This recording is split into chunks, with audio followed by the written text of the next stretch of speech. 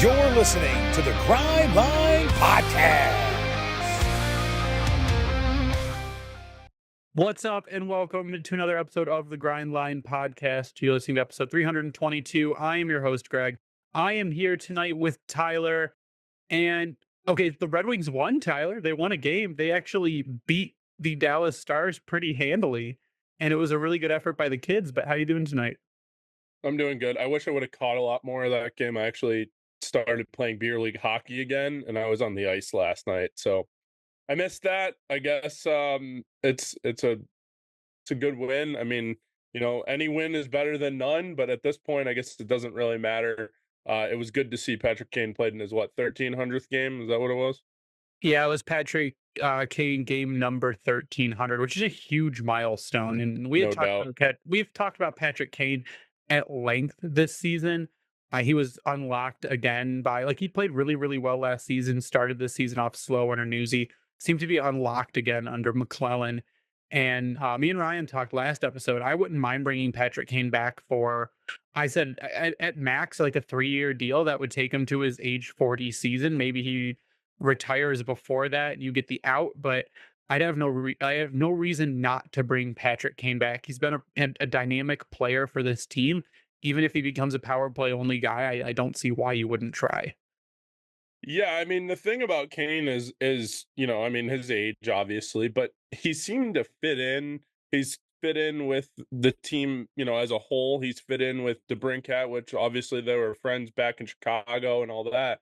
But, now their kids are friends and all that stuff. Like, if you're the wing or if you're Patrick Kane, you probably want to come back for a 1-year deal or maybe even a 2-year deal, whatever. If you're the Wings, I guess the question is, do you bring him back or do you get somebody younger? Personally, I think you bring him back. I don't see there's nothing in his game that I saw that you don't need to bring him back for. I thought he was phenomenal pretty much all year long. I know he got off to kind of a slower start. But since McClellan has taken over, I think Kane's game has been unlocked completely. So I'm not sure there are much better teachers in the league for young guys that are coming in than someone like Patrick Kane. I feel like if you have a guy that's making his way up like an Amadeus Lombardi, who more than likely is going to be a winger in the NHL, I think the size doesn't really lend to him being a center, but he has extremely high offensive talent, really high hockey IQ. I think that someone like Patrick Kane would be a huge help to someone like a Lombardi. Kane would be just in a leadership role, huge help to someone like a Nate Danielson, even a scoring kind of role in someone like a Lucas Raymond. So I think that in a teacher aspect, Patrick Kane is going to be one of the most valuable parts of this team.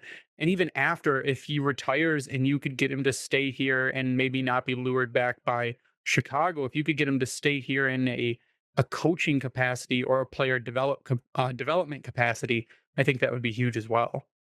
yeah, no doubt. I think Patrick Kane is valuable to the organization. I'm sure there will be at some point some allegiance to the Chicago Blackhawks, but if you can get him to stay for another season or two as a player, and then if he loves it that much and he wants to be here, hell, I mean, you give him whatever position he qualifies for, he wants to do, and keep him around. I mean, that's talent that not only can be taught in terms of him playing, but then after he's done playing, he can teach a lot of things. Whether it's playmaking, whether it's power play, whether it's player development. I mean, I would be on board with keeping Patrick Kane because the more hockey kind of people you have in the organization, the better off you are. So Yeah, so the 6-4 Dallas win that Patrick Kane's 1300th game was really headed off by the kids. This was a game where you're okay. So for all those that don't know, the Red Wings are officially eliminated from playoff contention. It was a long shot to begin with.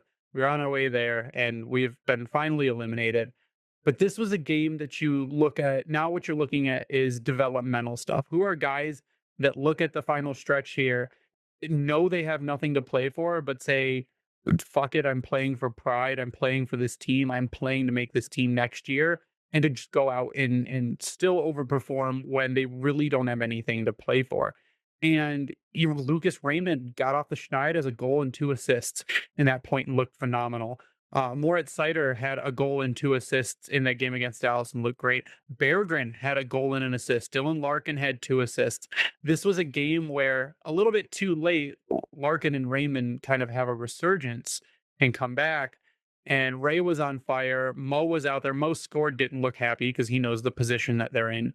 But it was kind of a game that you look at and you go, these are the guys that are going to go into next year, like they still have got the fire to finish out the season strong. Marco Casper not really showing up much on the score sheet, but looked great on the ice in another game. And he's another guy who down the stretch this season is doing almost what Lucas Raymond did last season. Yeah, I mean, again, Casper has been a good find for Steve Eisenman. Obviously, first round pick, but he's been very good. I think this has been one of those years where you know maybe you took a step back in terms of where you're at in terms of trying to get to the playoffs, but you definitely took a step forward in terms of player development. I mean, DeBrincat got better this year. I know he's not a young guy specifically, but work with me. I think Edvinson got better. I think Johansson showed, signs of being a better hockey player and maybe even being an NHL defenseman going forward. Sider obviously continues to get better. Larkin continues to get better. I think, those guys, but then to add a Marco Casper and also Lucas Raymond had a pretty good season as well. I know he kind of went cold a little bit towards the end, but work with me for a second. Like there has been some progress in this rebuild. Um, I know we all kind of had our thoughts about the trade deadline, and I've been pretty upset at the organization as a whole because I think the pro scouting part of it is just honestly, it could be the thing that does Steve Eisenman in here in Detroit if he doesn't get that straightened out. Because if things don't change in terms of your pro scouting and development, you're going to be in a really tough situation in a couple years if you're not back in the playoffs. So, you gotta evaluate better. I think in terms of who you're trading for, other than DeBrincat, that one has worked out for him, but. We talked about it a bit that I feel like that is a move you almost have to make this offseason because you've got Yeah. to change up your pro scouting. I don't recall who the article was by, but I saw a headline that says, do the Detroit Red Wings have a North American scouting problem? Meaning, Yes. do they have a hard time scouting the NHL for like talent?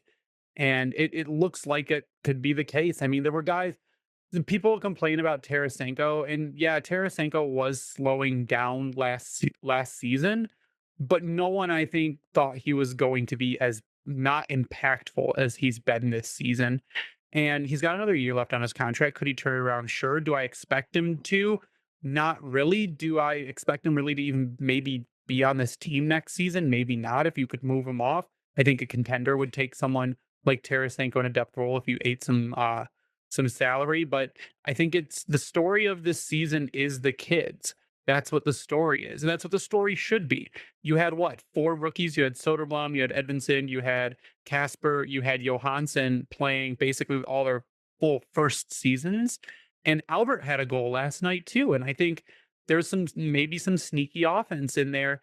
And for a kid who under Newsy was being scratched 9 times out of 10 to come in under Todd and say, okay, you're going to play a top 4 role in your rookie season and you're going to get pretty big minutes and go shut down these guys. He's been really good at it. And I think he's a sneaky, underrated kind of prospect that's not really talked about. Like, you go to any non-Red Wings fan and you say Albert Johansson, and they're going to go, "Who the fuck are you talking about?" But I think he's a guy that's kind of flown under the radar. That's had an extremely productive season, has seen a lot of growth, and it looks like a more than viable option for your second pair. Oh yeah, I don't disagree. I think Johansson showed a lot this year. He should be somebody that's in your lineup next year on opening night. But the Sherratts, the Petries, the Gustafsons, like the Halls, those are the guys that need to be upgraded upon. Those are the guys that need to be upgraded upon. Whether it's ASP, whether it's a trade, whether it's another prospect like William Hollander. Not sure exactly what you're going to do there, but you can't go back in the next season with that same situation on the back end. You're just going to be back in the same spot again this year. I almost or next wonder year. if because Johansson performed the way he did this season, people I think are forgetting that he's been playing right, but he's a left defenseman that can play Mhm. right. Is it Right. maybe a situation where you move him back to the left and say you strike out on a defender, which I guess would be terrible if you struck out on a defender in free agency for that second pair, but being able to put Johansson on the left side, maybe next to a guy like ASP that comes in, or if you pick up an Aaron Ekblad, I believe Aaron Ekblad's a right shot.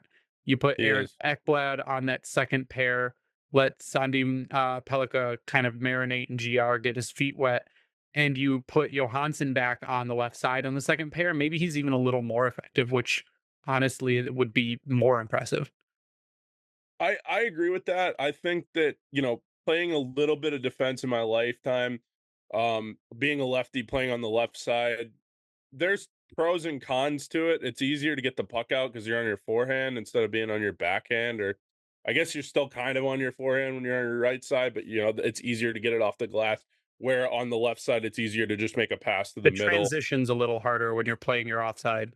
Right, but then again, if you're on the power play or even in the offensive zone, it's easier for one-timers.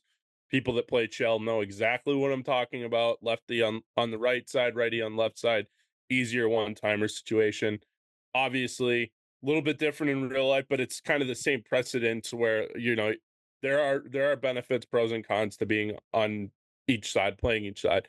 The fact that he can play one side and he's played the right side this year and he's primarily a left defenseman, that's a good sign. That means if you go back to your old si- old side on the left there, he'll be a little bit more comfortable over there, especially if you can bring somebody in like Aaron Ekblad, and you play him with Johansson on the left side, Ekblad on the right side, and then you go Sider and I don't know who I guess Sherratt for now, but what do you think? Edmondson. Oh, right, Edvinson. Jesus. Yes. So actually that would be one of the better, top 4 defensemen for the Wings have had in a long time. I mean, it's not Stanley Cup contender level, but it should be a playoff team if you have a top 4 of that, and then I guess do whatever you want with the bottom pair. I think the only thing about Johansson is I think this summer, and this is true of really most guys that are coming over, I think he could still put on weight. He's listed on Elite Prospects as 6 foot 185. I think you could get Albert Johansson to a 6 foot around 200 if you wanted to have him put on about 15 pounds. I think that would make him a little more physical. He's right now not the most physical defenseman, but I think that's because he knows he's not maybe not heavy enough to be super physical. And I mean, he's tall enough to be. He's not like a giant like Edvinson at like 6'5" or whatever, 6'6". But I think that if you had Albert put on another 15 pounds, he'd be a much more, I guess, imposing presence on the blue line. But he's doing what he's supposed to do. He is that kind of shut down, really stay at home defenseman who just, I mean, lately seems to be finding his offense. So it's really nice. Albert Johansson putting together a good season. But what we're going to do, we actually have a kind of a short episode tonight. We do have some news to cover after the break, but we're going to take a quick break. Word from our sponsor. We'll be back to talk about a couple rookies that are now on this side of the pond and an interesting result from the NHLPA Player Poll that was done recently. So give us 1 second. We'll be right back after a word from our sponsor. This NHL season has been as predictable as a puck rolling on its edge. No one knows where it's going, but that just means there's time for your favorite team to figure things out and games left for you to get in on the action at DraftKings Sportsbook, an official sports betting partner of the NHL. It's super easy for first-timers to get started. Try betting on something simple like picking a team to win. Go to DraftKings Sportsbook app, select your team, and place your first bet. And if you're new to DraftKings, listen up. New customers bet $5 to get $150 in bonus bets instantly. So download DraftKings Sportsbook app now and use code THPN. That's code THPN for new customers to get $150 in bonus bets instantly when you bet just $5. Only on DraftKings, the crown is yours. Gambling problem? Call 1-800-GAMBLER. In New York, call 877-8-HOPE-NY or text HOPE-NY 467-369. In Connecticut, help is available for problem gambling. Call 888-789-7777 or visit ccpg.org. Please play responsibly. On behalf of Boot Hill Casino and Resort in Kansas, 21 and over. Age and eligibility varies by jurisdiction. Void in Ontario. Bonus bets expire 168 hours after issuance. For additional terms and responsible gaming resources, see dkng.co/ice. And we're back, and the news of the day, and we all knew this was happening because we even kind of talked about it based on their interviews over in Sweden. But officially, Michael Brandsegg-Nygaard and Axel Sandin Pellikka have been reassigned from Skellefteå in the SHL to Grand Rapids in the AHL.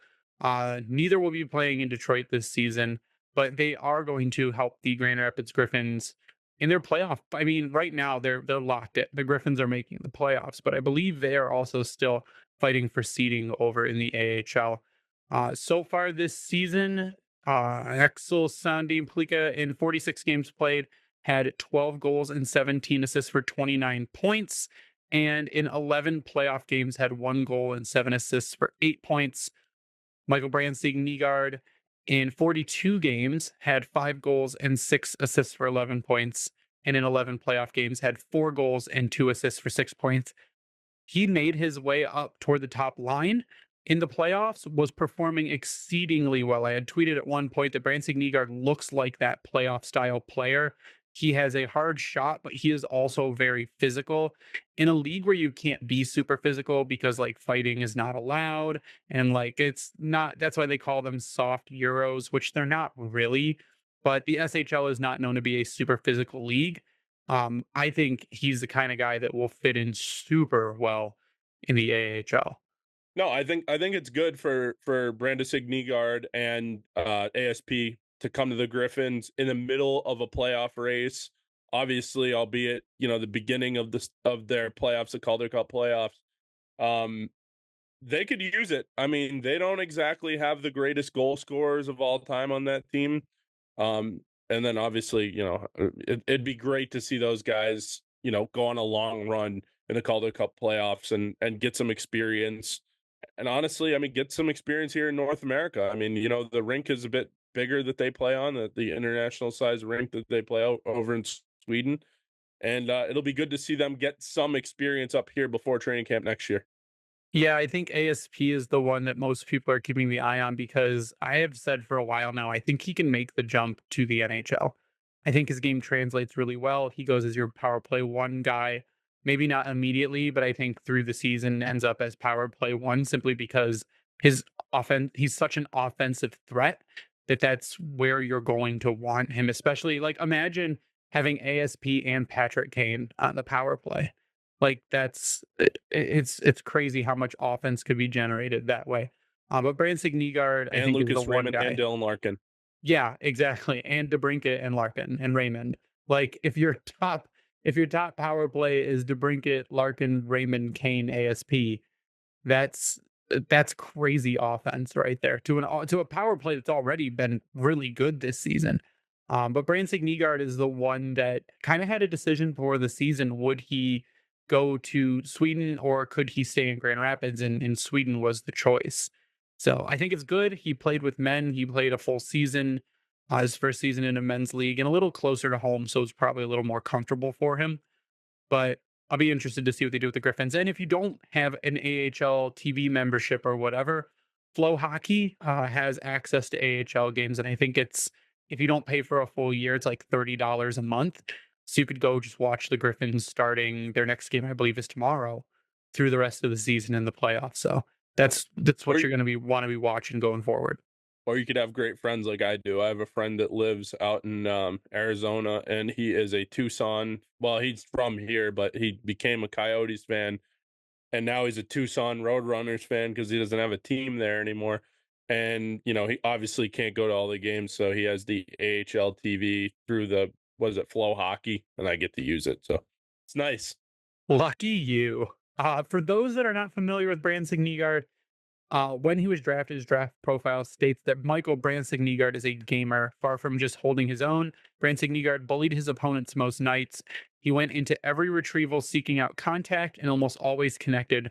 thunderous hits sent his opponents flying from the puck, and when he couldn't overwhelm them with brute force, technique would take its place in the form of reverse hits, subtle jabs at the puck through the contact to keep it from his opponent's stick, or a drive up and through their hands to establish inside positioning. And that is from the EP 2024 draft guide. Power forward type guy that we're missing. Again, we keep saying, like, man, if we could find what we wanted Anthony Mantha to be, that would be fantastic. And Branson Nygaard has a pretty wicked slap shot. It's really fast and gets to the net real quick. But I think if we could find what we hoped Anthony Mantha would be, it would be really cool. Right now he's 6'1", 207, big kid. So there's room there to grow even still because he's only 19 years old. We love to see that. And the other thing is Nate Danielson as well. You know, I mean, he's going to have the opportunity to make the jump to the NHL next year. People always say this Yzerman rebuild is not working, blah, blah, blah.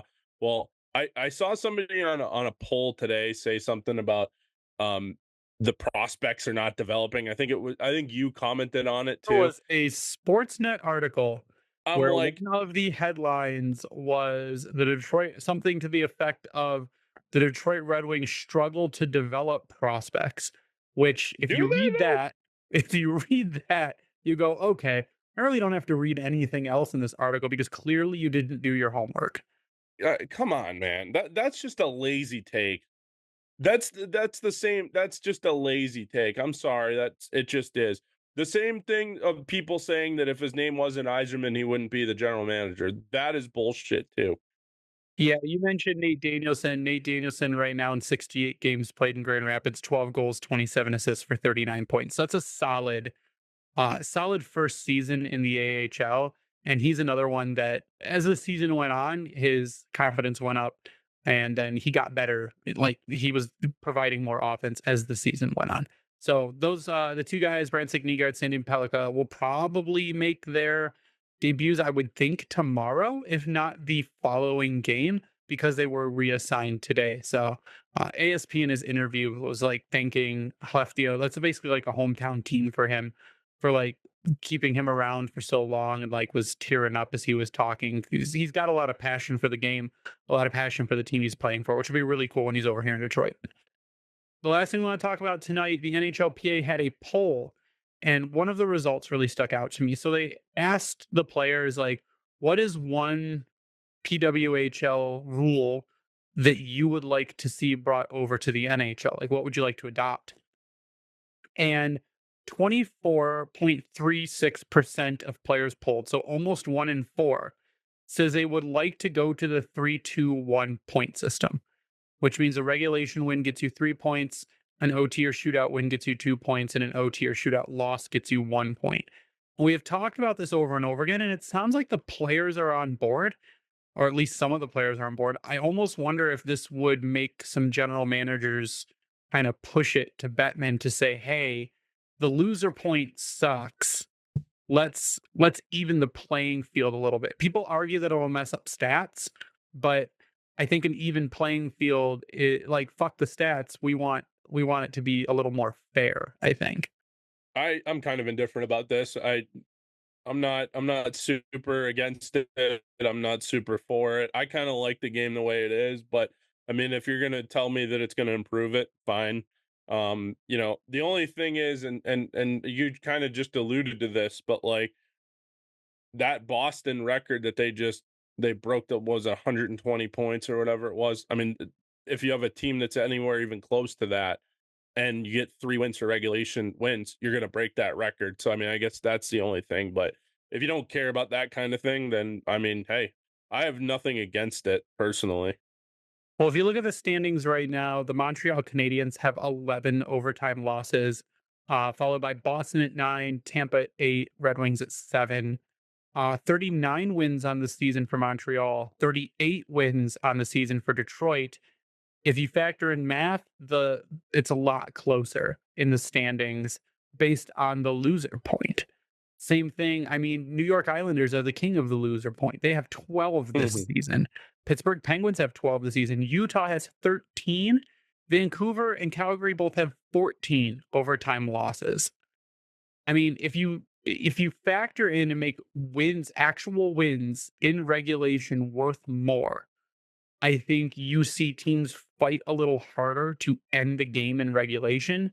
You don't really see them sit back and try to take the point in, or like you'll see they'll play catch for the last 3 minutes of the game just to end it to get a point.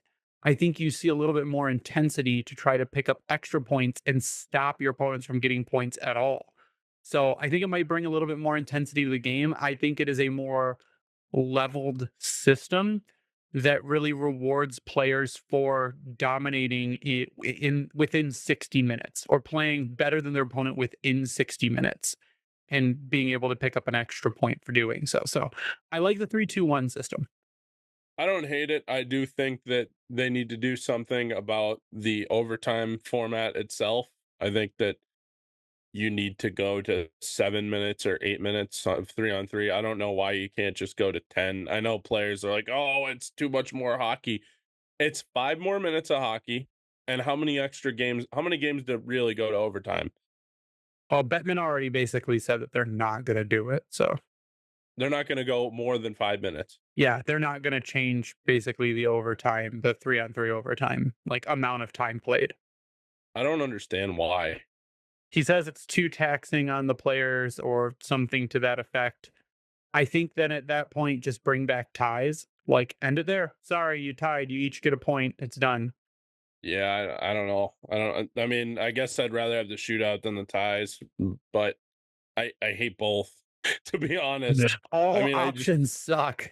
I just wish you could go to even 7 minutes, because I feel like that extra 2 minutes you'd be like, games already don't really go to shootouts that often, but I feel like you would get to that point where it's at 6.5 minutes and people are, instead of holding the puck behind the net, you're going, or instead of circling outside the neutral zone, or inside the neutral zone, like you're actually trying to score to end the game. I don't know. I feel like there's too much rope a dope that happens in 3-on-3 overtime. Yeah, and I think we talked about the easiest way to fix that is kind of enforce a rule where if you pass the blue line, you can't go back. See, I don't know if I agree with that. I think if you come into the zone, you can come out of the zone, but you can't pass the red line. You can't pass center ice. I would even say if you come into the zone, you can't leave the zone unless you lose possession, because I think that if you leave the zone, whistle it down, do a face off, it almost be like an offsides kind of rule, but a reverse offsides, I guess. Yeah, bring back the two-line pass kind of thing. Something similar to that. I don't hate that. I mean, some people have said a shot clock. I hate that idea. This was in basketball. Yeah, a shot clock would be so hard for the players to keep track of. I mean, it's easy in baseball for pitch clock because they're staring right at it, and it's okay in basketball because they're most of the time looking up the whole time. These are hockey players that are like looking at the puck. They don't really have time to be looking at a clock at the Imagine same if like time. a thing like popped out of the net like during overtime, and there's just a shot clock right Well, above the net, like where the the easiest way to do it would build a HUD, a heads up display in their visor that would just be a screen that would show a shot clock. yeah, I Like don't know. they make those right now, like in cars, like your miles per hour can be displayed on your windshield, and you can see through it. So that would be really the only way I mean, it you could be might be able to do done. it. Either that or do what they do in basketball. I know you don't have like the hoop, but you could literally above the net, like on the glass, you could easily put a clock this size, the size of the pitch clock, and just have, I don't know, 30 seconds. I hate this idea, but I'm just saying, like, if you wanted to do that, you could technically do it, and I guess I could see it, but I just, I don't know. I think the overtime thing is kind of the biggest thing. But hey, at least in the playoffs, when push comes to shove, it's 5-on-5 until it ends. So Yeah, let's just go to the 3-2-1 point system. Then we don't have to worry about it. We can still do overtimes, we can still do shootouts, but if you win in regulation, it counts more as you it get should. less points if you win in a shootout. You only get 2 if you win in a shootout Okay, or see, I like overtime. that. Yeah. It's 3 for a regulation win, 2 points for an overtime or shootout win. See, I think the overtime win, you should still get 3, but then shootout is 2. That's the Nope, only it just argument I'd treats have any about that. extra time as lesser. Okay, that's fair. I don't But hate yeah, that. that's pretty cool. Other small news: Logan Couture never fully recovered from Pavel Datsyuk breaking his ankles, and he officially retired today. So Logan Couture will not be playing another game, which sucks because he's still young, and like it sucks when you're young like that and injuries derail your career, and you can't keep up enough to actually play the game. He's not as young as you think. I think he's like 36. I mean, he hasn't played for how long now? Like a season and a half at least. Yeah, it's been a couple seasons now. I feel bad. What did they come out and say the injury was? That I don't even know. But yeah, I mean that's sad to hear. I mean, Logan Couture was a good player. Gave the Wings a lot of trouble, back in the days of the playoffs and the playoff series that we had against them. But yeah, it's tough to see those guys go because it feels like the more of those guys go, the older you feel and the younger that the league is. So tough to see, but best of luck in retirement. I'm sure he's doing fine. Yep. So that was good. Final thoughts before we sign off. Yeah, no, final thoughts are enjoy the rest of the regular season, which I think ends on Thursday. The Wings play their last game tomorrow against New Jersey, right? At New Jersey. So it'll be interesting. I mean, like I said, I'm looking forward to the Stanley Cup playoffs that start on Saturday. Always the best time of year. You got baseball, you got if basketball is your thing, that's in full swing. So good time to be here. The weather's getting better, so I can't complain too much, but other than that, you can follow me on Twitter at SealDog91. By the way, Logan Couture is 36 years old. Yeah. So it's not super old. Could still, I mean, if he was healthy, could still play for another 4 years, Yeah. probably. The Red Wings right now are currently in the 12th position in the draft.